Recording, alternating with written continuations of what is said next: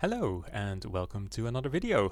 You might notice from the little FPS counter at the bottom that we are on debug mode, and that is because I'll be rambling about cultures, and for that I have divided the world up into countries based on which cultural heritage traits have homelands in each state. Surely nothing can go wrong with this world because of what I've done, especially in the border areas. I'm sure everyone will get along perfectly fine.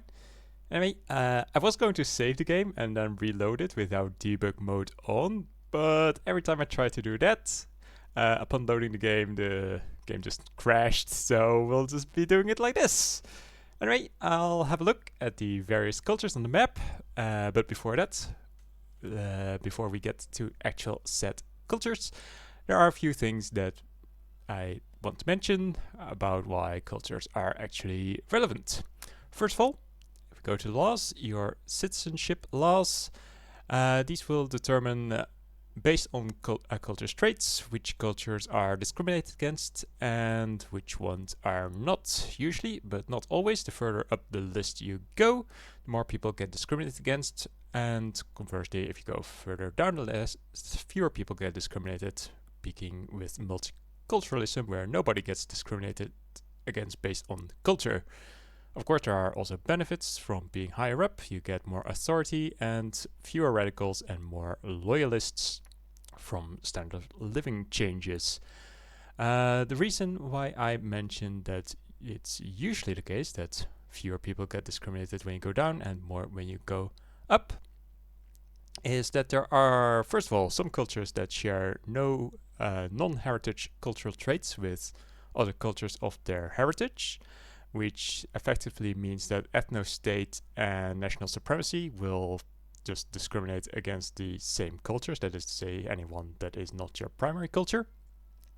And similarly, there are quite a few cultures where they do have cultural traits that are shared with other cultures, but these cultures are all inside the same heritage group, which means that racial segregation and cultural exclusion will effectively have the same effect when it comes to discrimination, as anyone that shares a cultural trait will already not be discriminated against anymore under racial segregation.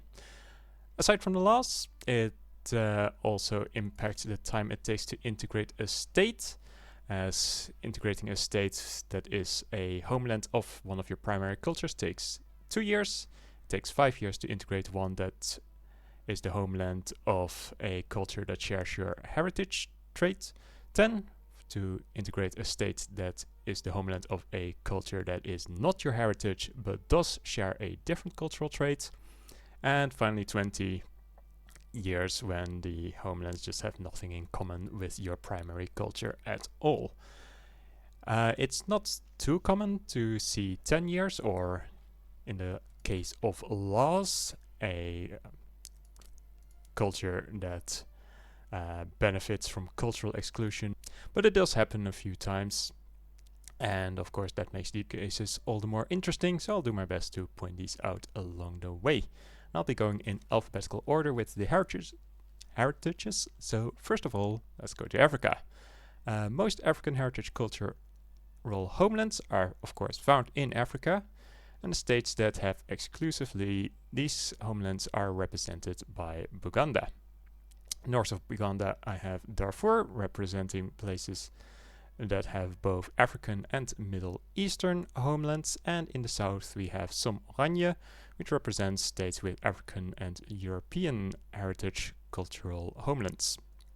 Outside Africa, we also have a bunch of stuff going on in the Americas. We have some Buganda in the Caribbean, as well as Oranje on 2 states here, and also in the southeastern part of the US and some of Latin America.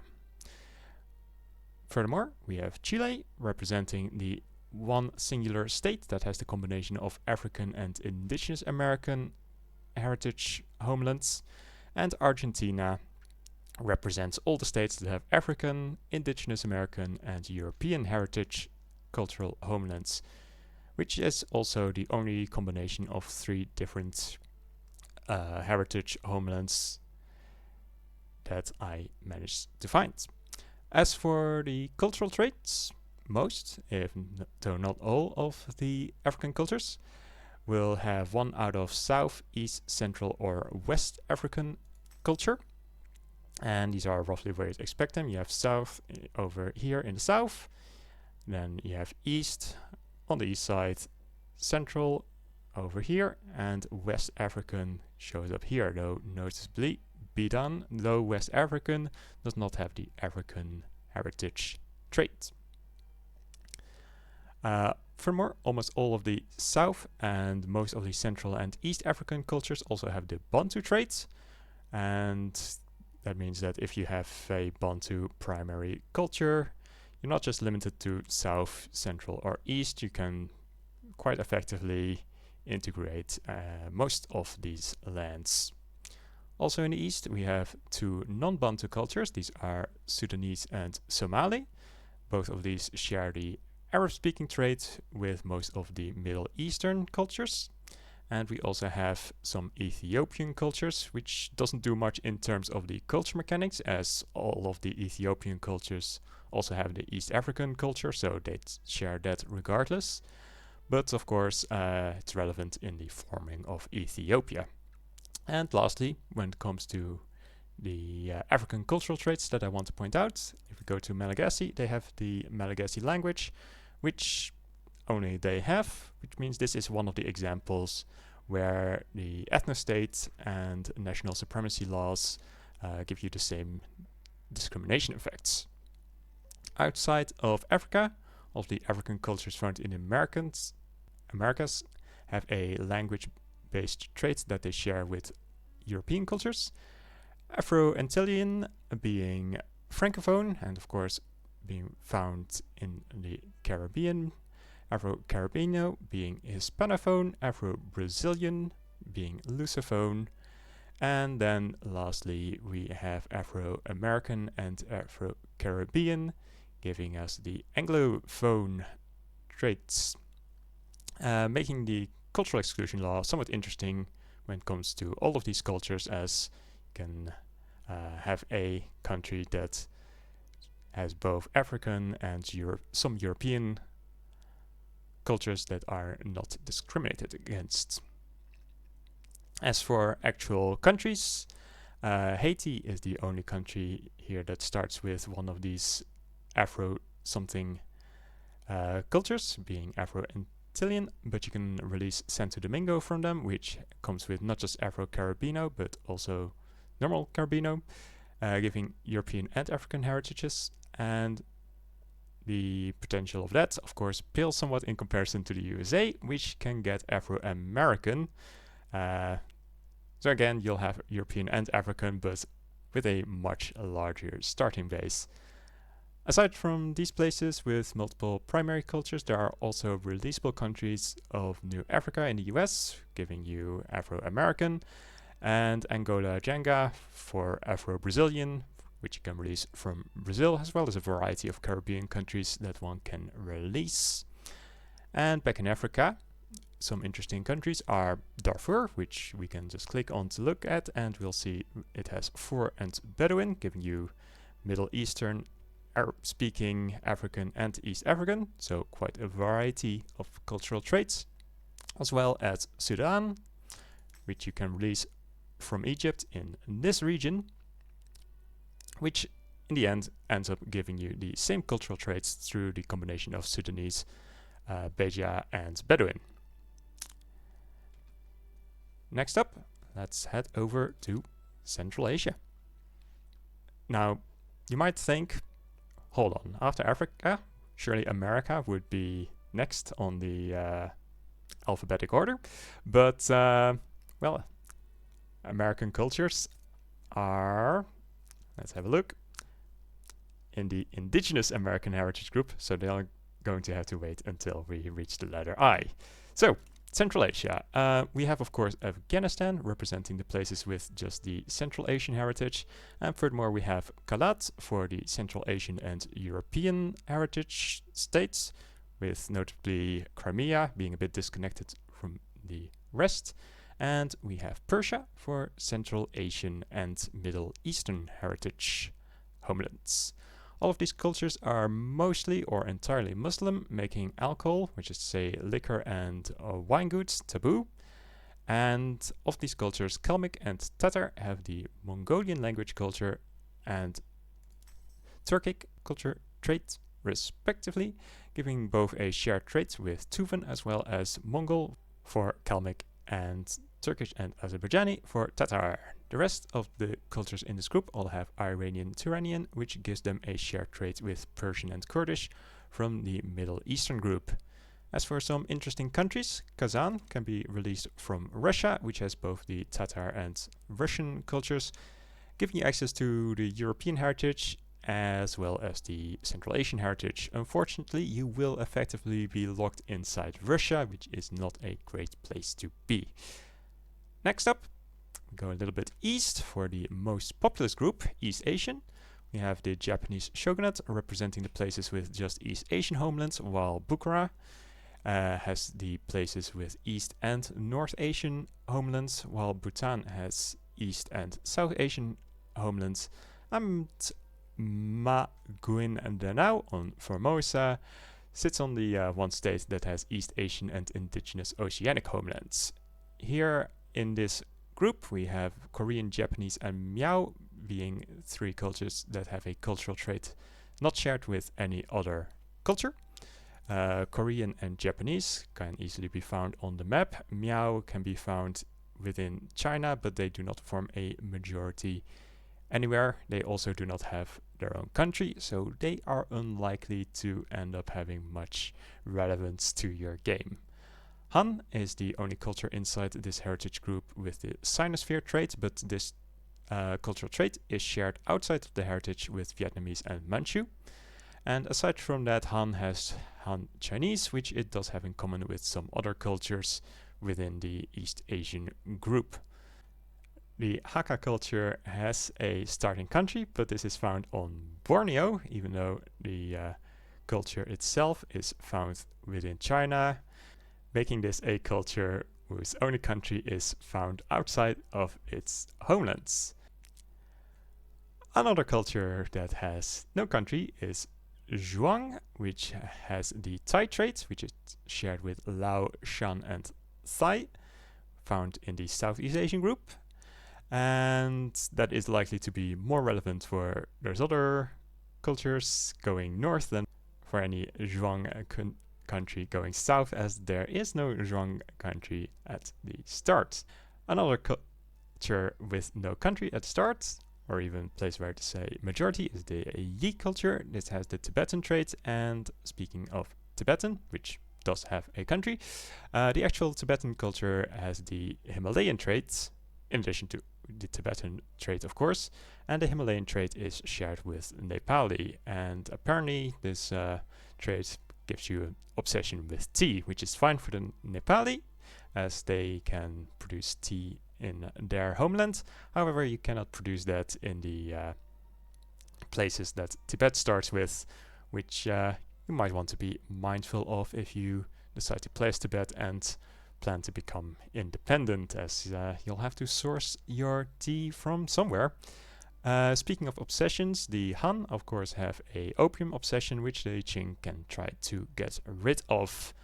As for countries with two cultures, we have, of course, the Qing, or China, with Han and Manchu, as well as the releasable nation of Ezo, which has Japanese and Ainu. You can release them from Hokkaido. After the most populous group, we go on to the one with the highest GDP. That would be the Europeans. As you can probably tell, I have the Papal States here representing the places with just European culture homelands found in mainly Europe, but also in a handful of places within the Americas. Around Europe, we also have Brunei, which represents places that have North Asian in addition to European. Kalat, which, as previously mentioned, has the Central Asian in addition to European. Khiva, which has European and Middle Eastern heritage cultures. And further away we have Oranje, which was previously mentioned. Argentina, also previously mentioned, and Central America, which, as you might guess, are the places where you find both European and Indigenous American homelands. That was not all though. We also have Montenegro, which represents the places where we have Indigenous Oceanic on top of the European homelands. As for some interesting cultural things, Albanian, Greek, Hungarian, and Romanian all have a cultural trait each that they don't share with anyone. Furthermore, Albania is extra isolated, being Sunni, which within the European group is only shared with Bosniaks and Circassians. Bosniaks don't even show up on the map, and Circassians are quite a bit away, so you are going to be dealing with a lot of discrimination if you don't adjust your laws. Over in Africa, we have the Boer culture, which is not a majority anywhere, but if we select one of the states, we can mouse over it and we'll see that they have the African settler trait. Technically, that makes them the only culture with that trait, but they also have the Low Countries trait, which is shared inside Europe with the Dutch, Flemish, and Wallonian. Now, on to some Francophone things. Wallonian, found in Belgium, has the Francophone trait in addition to the Low Countries trait. Breton has the Celtic trait in addition to being Francophone. Franco-Provençal has the Swiss trait, and all three of these cultures can be added to France's list of primary cultures, giving them access to Switzerland, the Low Countries, as well as Wales and Ireland under their national supremacy laws. They also get Occitan, which doesn't offer any additional cultural traits over French, though it does mean that under the ethno-state law you'll have a large amount of the people within your borders be your primary culture and thus not discriminated against. Also in France we have Corsican, which has Italophone and Francophone, letting a hypothetical Corsica form a dominion over France and Italy, but good luck conquering both of these regions as just little Corsica. Switzerland, with its Franco-Provençal and Alemanni, has both Francophone and German speaking, which is quite a powerful combination.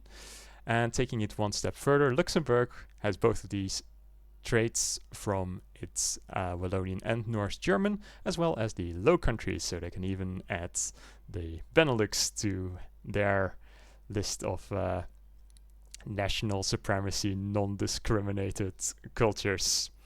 Outside of Europe, the Francophone trait can also be found on Cajun, Franco-Canadian, Métis, and Afro-Antillean, with the last two being Indigenous American and African heritage cultures respectively. Canada and New Brunswick can combine Franco-Canadian with Anglo-Canadian, giving you Anglophone and Francophone as cultural traits on your primary cultures. Aside from Francophones, the Americas also have Anglophone cultures in the US and Canada, Lusophones in Brazil, that is to say Portuguese speaking, and Hispanophones amongst all the Hispanic groups, giving some theoretical potential to running national supremacy while on both sides of the Atlantic. Now, as all of these traits are also found on African heritage cultures in the Americas, cultural exclusion might be a more interesting option, so you discriminate against even fewer people. Back in Europe, the Finnic cultures of Estonian and Finnish have Baltic and Scandinavian as cultural traits respectively. Scandinavia is not too big though, and well, the Baltic cultures are even smaller, so the potential power that you get from these traits is somewhat limited. Some other non-Francophone things worth mentioning are some countries with multiple cultures. These would be Schleswig with North German and Danish, Iberia with all of the Iberian cultures, meaning you get both Hispanophone and Lusophone, and the Danubian state, which has Hungarian, Romanian, Croat, Czech, Slovak, and Slovene, giving you quite a range of cultures, though all the traits from these cultures do remain exclusively within the European group. So if you go with the racial segregation law, then you're not really getting any benefit from having all these extra cultures. even if you take it up a step to the cultural exclusion law, or rather down if you go looking at the list. If we go a bit further east, there's Transcaucasia, which is a union between Armenian, Georgian and Azerbaijani. This gives you both the European and Middle Eastern heritages, and thanks to Azerbaijani's Turkic trait, you can even add Tatar and Tuvan to your non-discriminated cultures without needing multiculturalism, though one has to wonder how your Transcaucasian state manages to get all the way over to Tuva. On the note of multiple heritages, there are also the Sephardim and Ashkenazi cultures. Both of these start with no homeland, though this can change if you release Israel. This does, however, require pan-nationalism. And an interesting thing to note here is that Sephardim, which I think we should be able to find in Paris. Apparently not. What about Amsterdam? There we go. Sephardim has the European heritage and the Middle Eastern heritage traits, which of course means that Israel would have both of these on its primary cultures. And I think this is the only culture that has two heritage traits. Lastly, on the topic of Europeans, the English, of course, have an obsession with tea, while the Greeks, the Italians, and the Occitan and French have a wine obsession. I'm not sure if the Franco-Provençal just don't like wine as much as their neighbors, or if Paradox simply forgot to add the obsession when they added this culture. Next up, the Indigenous Americans. Paraguay represents places with just Indigenous American homelands, and the rest of what we see within the Americas I've already mentioned. If you need a reminder, Central America comes with European homelands in addition to the Indigenous American ones. Chile comes with African heritage homelands. Argentina comes with both. So Indigenous American, African and European. And over in Asia we have Bolivia, which is a homeland to Siberian and Inuit over in the state of Chukotka, making this the one state that has North Asian and Indigenous American. Worth mentioning here is that a lot of these states gain the Yankee or Dixie homelands if the US manages to expand into them.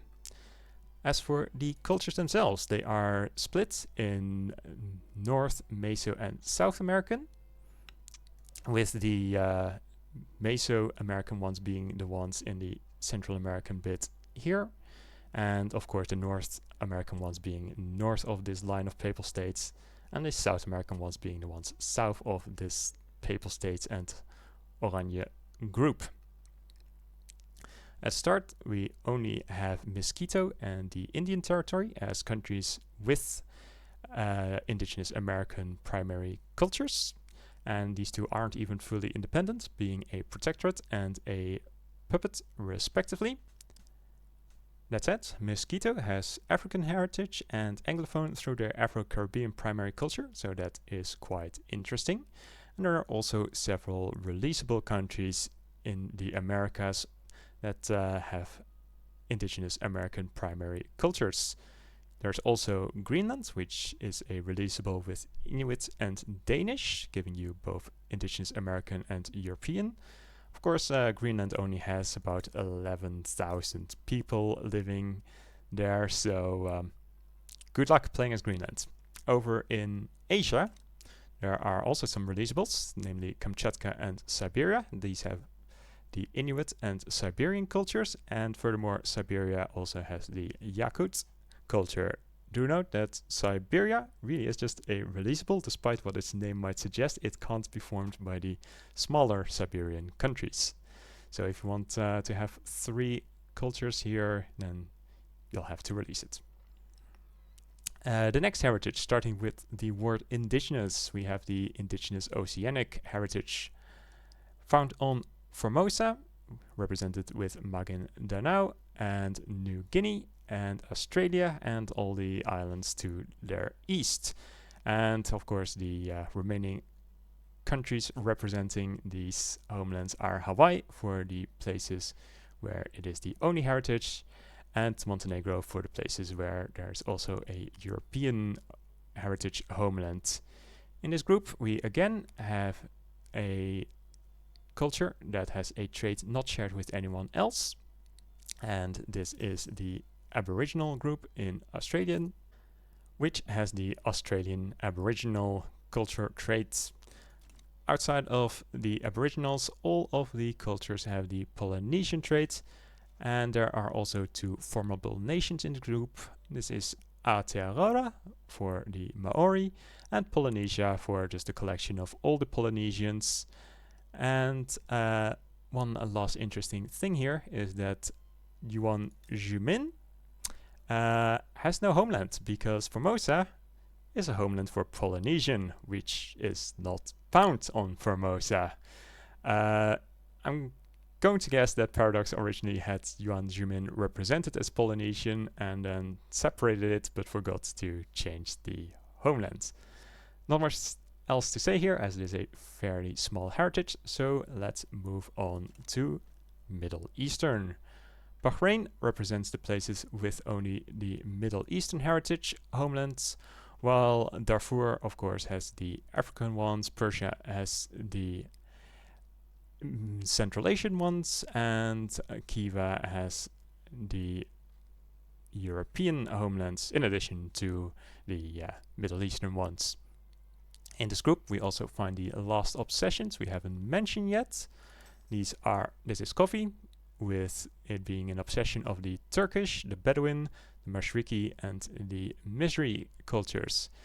This is a somewhat unfortunate situation, given that this region has a fairly limited coffee potential. You can probably go and have a look. If we go to the market, select coffee, and then show potentials on map, you'll see it's a little bit in the southern parts of Arabia and the southern part of what Egypt starts with, but for the most, they're kind of out of luck.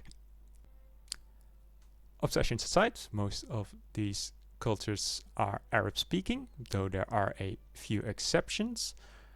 Turkish and Azerbaijani have the Turkic trait, while Persian and Kurdish have Iranian and Turanian. Both of these traits I mentioned previously while we were talking about the Central Asian cultures. And furthermore, there's also the Caucasian traits, which the Azerbaijani share with the North Caucasians, also in this heritage group. And outside this heritage group, it is shared with the Circassians, the Georgians, and the Armenians. So you can have a nice little union around, obviously, the Caucasus. Also in West Africa, we have the Haratin and Bidan cultures. Haratin is not a majority anywhere. No, Bidan does show up on the map. And these have, in addition to Arab-speaking, the West African trait. But that said, neither of these cultures have countries at the start. And in fact, most of their territory is covered by decentralized nations. So you're unlikely to be too concerned about what's going on with these two cultures. Going back east for a moment, there is the Assyrian culture, which has a few homelands, and this is not just the only non-Muslim culture in this heritage group. It's also, as far as I can tell, the only culture that has a heritage cultural trait and nothing else. So that makes them quite fascinating. Unfortunately, if you want to play as them, you do need to release them, and this also requires you to have researched the nationalism technology. With Middle Eastern done, we just have 3 Asian groups remaining, starting with North Asian.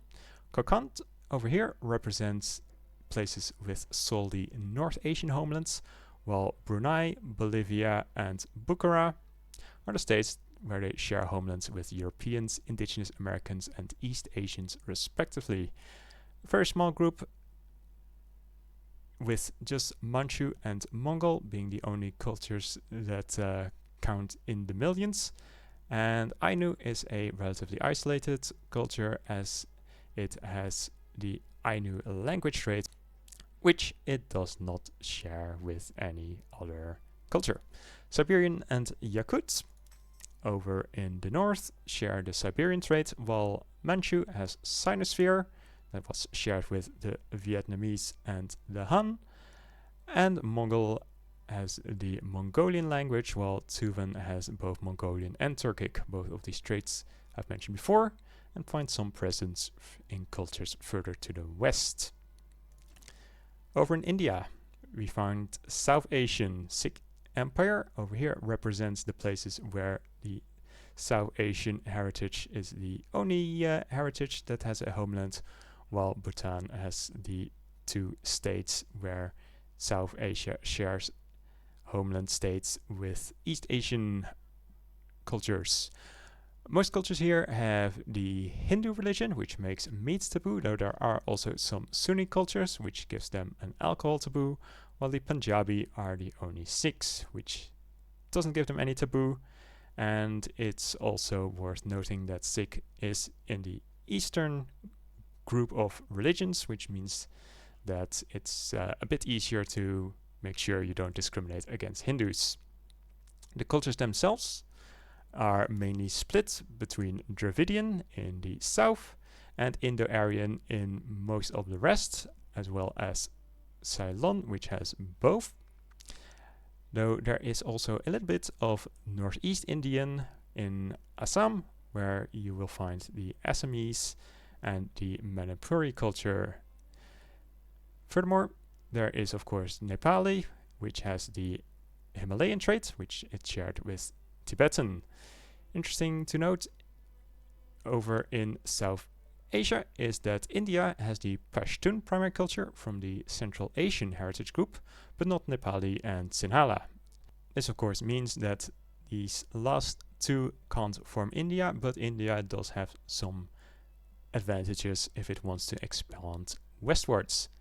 And lastly, we have the Southeast Asian heritage group represented by Bali.